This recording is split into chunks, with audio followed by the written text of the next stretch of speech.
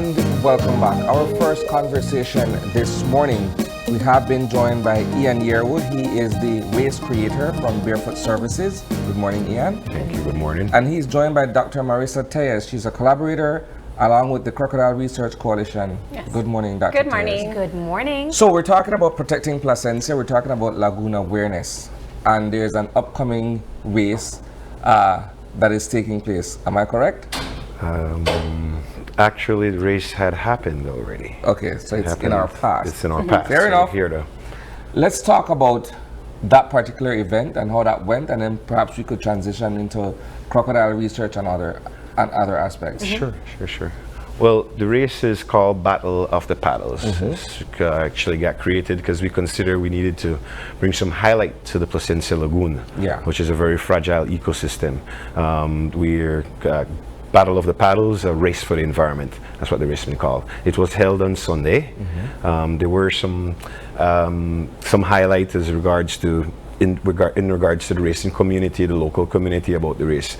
But we do realize that we could have put in a little bit more. It's the first of its kind in that area. So, what was the race primarily to raise awareness of? And then the participation in this initiative. You could awareness. Yeah, so as Ian had mentioned, is that the Placencia Lagoon, it is a fragile ecosystem, and it's, in a sense, for a very long time was one of the last hot spots of biodiversity. But the Placencia Lagoon, it is facing a lot of development, and unfortunately what we're seeing is, as a conservationist, I do understand development. And we can do this sustainably so communities and nature can both thrive. But right now, Placencia Lagoon is under threat in regards of unsustainable development. We're seeing a lot of the seagrass beds disappear, which is going to affect the manatee. And Placencia Lagoon is a big breeding and feeding ground for manatee. We also have the critically endangered American crocodile there, and with the dredging, they're starting to lose their food. That can increase conflict. And so this particular race is to bring awareness about the Placencia Lagoon, because it's also not just about the preservation of nature and wildlife of the lagoon, but it's also the preservation of culture. Conservation is not just about wildlife, it is about people. And so this Placencia Lagoon Battle of the Paddles, it was to bring awareness about the beauty of what we have. So many people come to Belize, come to Placencia because we have something that they have destroyed in their countries or where they're coming from.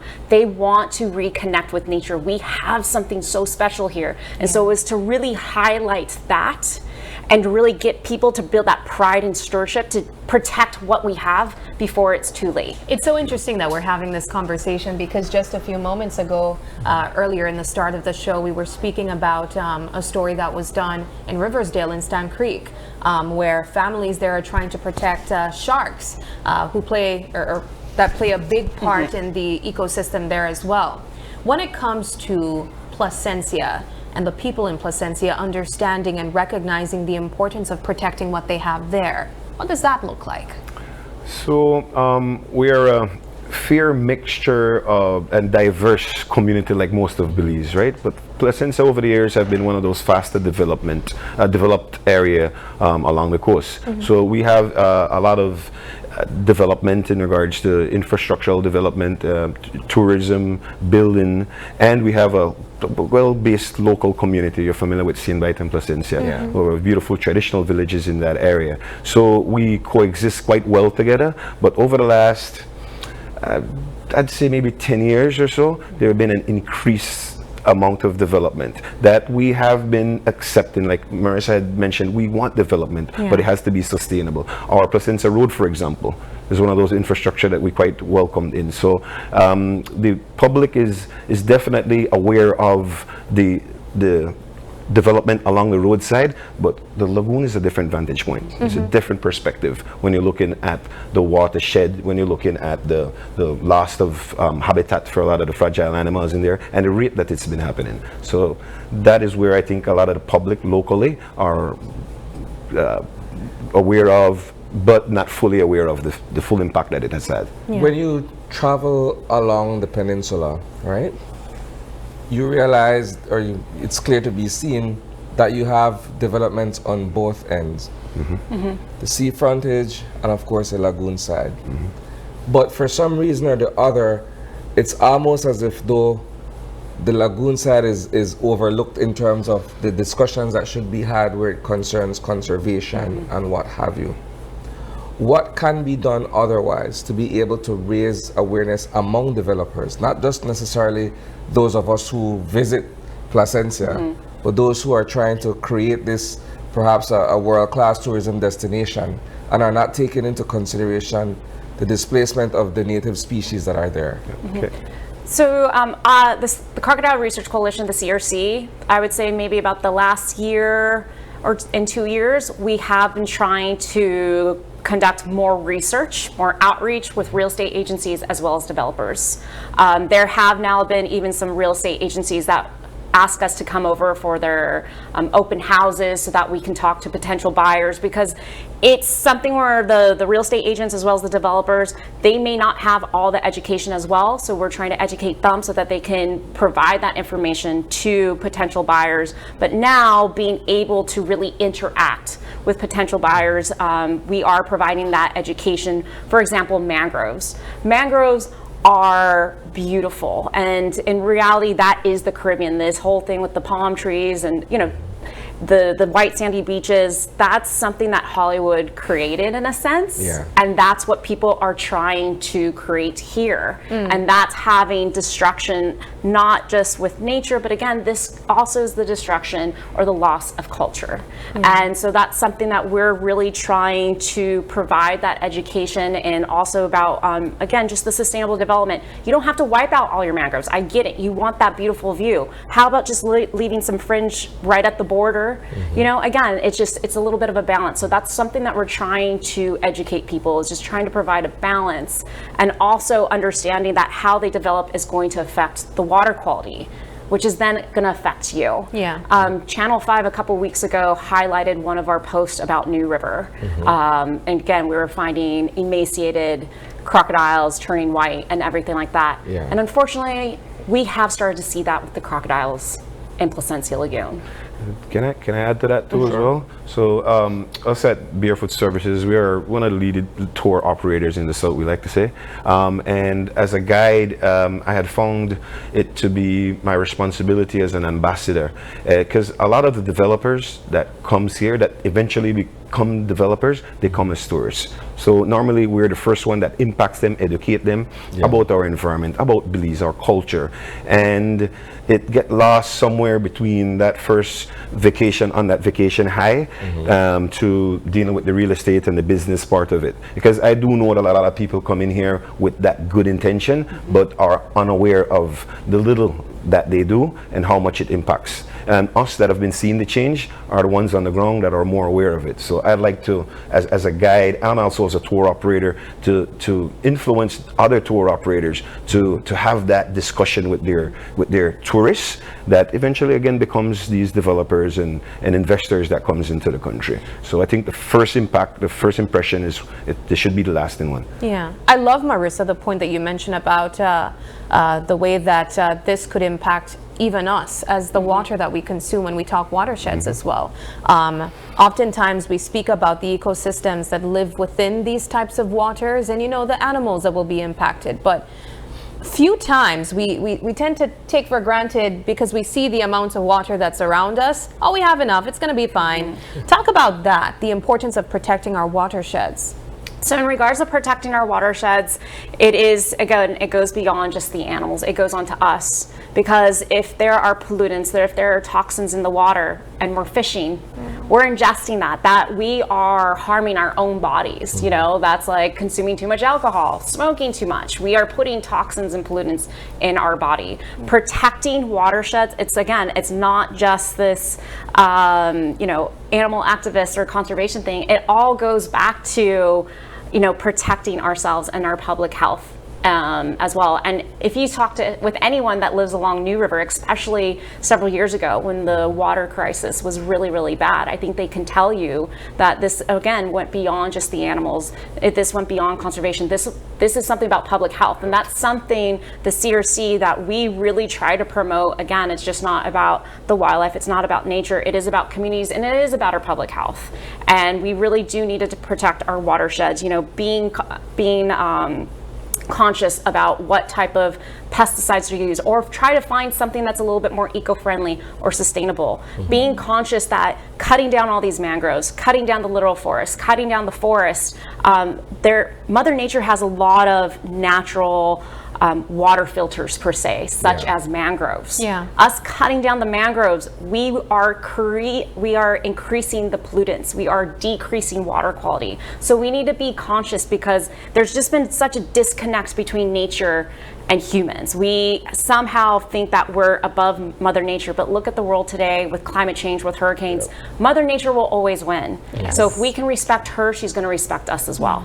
And of course, this was a message that was sent overall through the competition that took place. Yes, yes. So a few days before, actually the day before the event on Saturday, the Placencia Village Council, who is definitely an active partner involved in this, we did a lagoon cleanup. So there's some hot spots on the lagoon that people from the quays, the developers from these quays, or these constructors, they use different spots in the lagoon for dumping their garbage. And they are, yes, believe it or not, right between the beautiful green mangrove, piles of garbage. And we're talking about years of stocks of garbage that's been used constantly. So we did a cleanup. That was not the first attempt. It will not be the last one. It needs a lot more. So then let's talk about regulation then, and the enforcement of environmental laws where it concerns dumping refuse into that particular area. How's that been coming along? Enforcement, like everything else at home, Isani, lacks certain key vital parts, for enforcement of the lagoon. As simple as it is, there's no real management of the lagoon. And that's one of the things that we're working towards, getting the lagoon protected, being a protected area and being managed. So there's no real patrol for illegal fishing, for the dumping of garbage, the destruction of mangrove. There's no real, DOE does not have an office in Placencia. Wow. So they don't see a lot of the dredging and operation, and the fact that they might have a permit, but the practices, there's no one really governing or looking at the everyday practices. And I see it. I mean, I have one right next door. So there's no true oversight. It's constant, and it's happening as we speak. No true oversight. So we need more of government or the organization that manages these development to be present.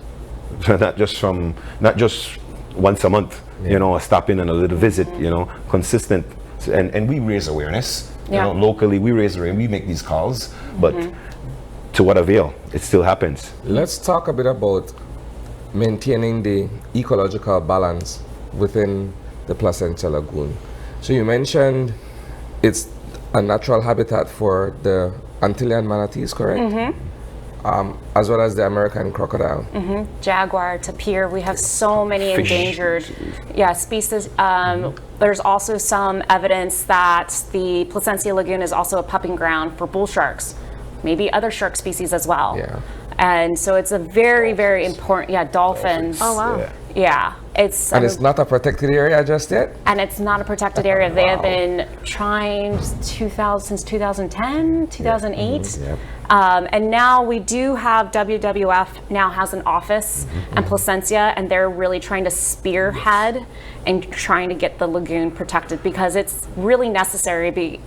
At this moment, because it's not protected, we don't have the enforcement, we don't have the regulations. There are people that are taking advantage of it. They're coming in, building, dumping, and just destroying the lagoon, because for them, it's all dollars. They're not part of this country. They're not part of this community. They don't care, because once they're done with their development, they're going to go off to the next place and do the exact same thing. And I will say, there was one developer I met a couple years ago. He tried to develop in Costa Rica, and he said, it's too hard. There's too much enforcement, too much regulation. But I found I might be able to get it away, like in Belize, get away with it in Belize. And he came to southern Belize knowing that there would be a lack of enforcement. So there are people taking advantage of this country and the lack of resources. So for us to appreciate the actual size of the Placencia Lagoon, what are we looking at in terms of perhaps length and width and everything that we can see around it?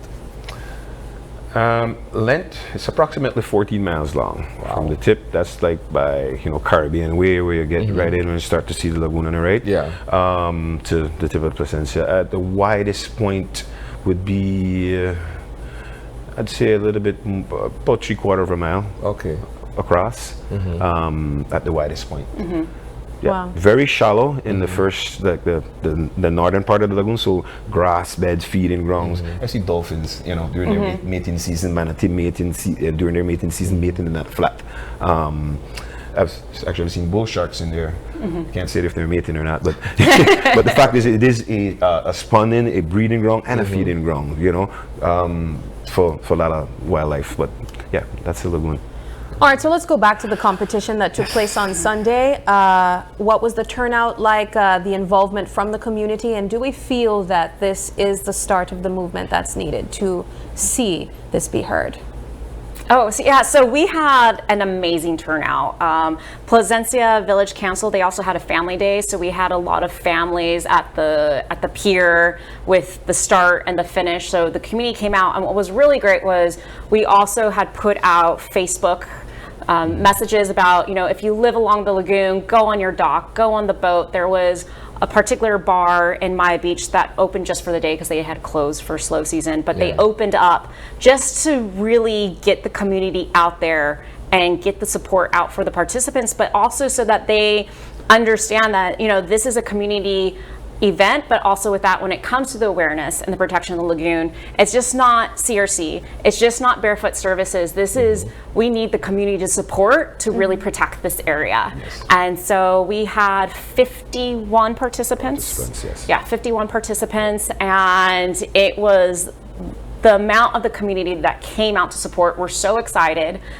This was the first one, and we are planning again for next year. I believe it's August 2nd. Yes. August 2nd. Yeah. We will Mark have the It's beautiful too. Yeah. I mean, that's clips from Sunday, yes? Yes. Wow. So they had to paddle how far? So this race actually had 4 craft. Okay. The racing canoes that you guys are familiar with, most people are familiar with, and sea kayaks, raced from the point, the famous Placencia Point, around the point, through Placencia Canal, going north, all the way up to Umaya, north of Maya Beach area. Yeah. Turn around for 20 miles. Wow. That's a good distance of paddling. The other 2 crafts, which you see paddle boards on Yes. there, and they actually raced and sit on top kayaks, raced around Placencia Key. Okay. That's that key right in front of the dock when you're at the tip of Placencia. And the paddle boards did 1 lap around, which is 1.5 miles, and sea kayaks did 2 laps around. So that race happened like about 30 minutes after the first race left. How did they work around the current? For example, the one standing. Well, Oh, I was gonna say, it was like actually pretty flat, and it was just like beautiful day. really, it was a beautiful, wonderful You day. can see it. I mean, It was That looked like perfect an conditions. insane workout. hey, It was killed. Yeah. Look at that. That's a lot of upper body movement, and you're barely going anywhere. Wow. Yeah, it was just perfect conditions. And then I don't know if that last clip or part of that video it showed, but people came out on the boats and were just cheering the participants on. It was a really amazing community event. Wow. yeah, nice. It's beautiful. And of course, this, as we mentioned, was all in an effort to share a deeper message. When we see the level of participants and obviously the people that came out to support them, how are you guys able to spread that message of protecting the lagoon there? Well, we had a ceremony to start, and even prior to that, it has been highlighted on our Facebook page, the purpose and the reason for us to do this, right? Again, that I guess one of the main reasons we're partnering with CRC and the Village Council, because we've done a lot on Placencia. I mean, you know about the rock issue recently in Placencia. Yeah. You know, so we go out as community and we not just executing the fact that we're moving rock or cleaning sargassum or just bringing awareness generally. We're literally doers. Yeah. So I like to think that it's gonna go on for a while. We already have the date set for the next year. Next Yeah. year. I wanna segue a bit while we have you here with us, Dr. Tejas, to talk about the situation along the New River with the crocodiles, with perhaps the eutrophication of the area. Let's talk about the environmental impact of what's happening there. So we have been studying New River since about 2017, and we have some samples that have been sent out to the United States to analyze the heavy metals. It did seem for a while that things were starting to get a little bit stable, but just our recent research out on New River is illustrating a different issue. It does look like it's a cocktail mix of just possibly industry effluent as well as pesticides. And it is creating a dangerous cocktail for the aquatic ecosystems there. But again, this is also infecting the communities that live alongside. I know a lot of communities, they say, we don't swim in the rivers anymore.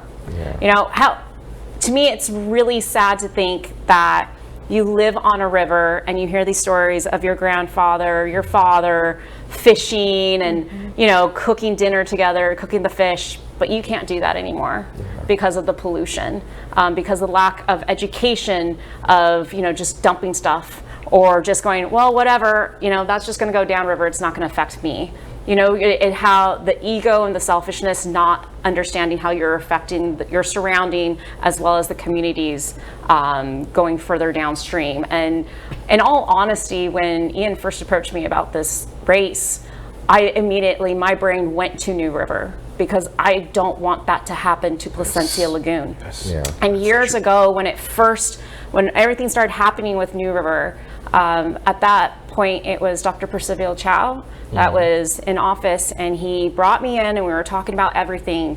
And I remember there was a comment like, we can't have this happen all over Belize. You know, we need to understand what is going on New River to prevent this elsewhere. And I mean, I took that very serious. My team took that very serious. And so that's why we've been doing a lot of studies all over the country, trying to get as many samples as possible and then trying to truly understand what toxins we're finding in the water so that we can educate, and hopefully anything that we find could be the start of new laws, new regulations to protect not just nature, but also the communities. And culture, as you said. And culture, very much so. And in October, and again, this is where I understood the importance of this paddle race, is that this past October, we found a young crocodile in Placencia Lagoon. On the outside, looked completely healthy. I couldn't understand what had happened. There's no marks of territorial fight or anything. And when we conducted the necropsy and I opened it up, my brain went to New River. Things that I had found in the crocodiles in New River, I was now finding it in a crocodile in Placencia Lagoon. And that to me was just such a red flag and alarm, because that is illustrating that now our waters in Placencia Lagoon are getting to that level of New River. And I think we need to understand, if Placencia is now becoming a hotspot for tourism, and then again, even just for the local communities as well, like, we need to understand before we have a public health crisis similar to what we had in New River. And that's why, you know, Ian and his team did an amazing job just really organizing this whole event. And that's why I was really excited to be partnering up with them so that we could also use this event to highlight the protection of Placencia Lagoon and what we need to do before we get to another New River, because our recent findings from a few weeks ago is illustrating it's actually not getting better. All right. Well, as we wrap up the conversation, I'll ask if you have any final thoughts you'd like to share with our viewers, any people you'd like to say thank you to. Certainly. Yeah, there's a lot of people involved, of course, so I'd like to take this time indeed to to thank a few people who made this possible. Our major sponsor, first of all, let me thank Dominique Delano for the video and the images that you guys just saw. It's definitely, yes, excellent work he did. We had a handful of photographers that were out there. Charles Leslie, Kevin came out to do some pretty much good image that you'll see on our Facebook page. The Ian Anderson Caves Ranch, Hidden Valley, Turtle Inn, Miramar Suites, that's in Placencia, the banks of the Belizean Collection, Belize Tourism Board, actually partnered up with us, Detours, as Mr. Doyle Gardiner in Placencia, eWork Tours, PAC, the Protected Area Conservation Trust, was a key partner involved as well, Pranamaya, and WWF. Are the major. There are a lot more people that had contributed little. The Placencia Village Council, I can't thank them enough for the work that they have done too as well. And Marissa mentioned my team. Barefoot Services is a family-run, family-owned team, and I can't say thank enough to my wife Megs, who's at home tuning in, and my daughter Yaneri, who contributed a lot, especially with the social media and the posts and stuff like that, and getting this race a reality. So for everybody else, names that we have not mentioned, definitely appreciate the fact that you guys contributed some to making this a reality. All right. Well, that's fantastic, guys. Continue to do great work. We do want to wrap up this conversation with a motivational quote. And so this morning's motivational moment is: define success on your own terms. Achieve it by your own rules and build a life you're proud to live. This comes from Anne Sweeney, and it's a beautiful quote. I think this is perfect after this conversation that we just had. All right, we do got to take a quick break now, but don't go anywhere. When we come back, the conversation switches into building a culture of reading and community.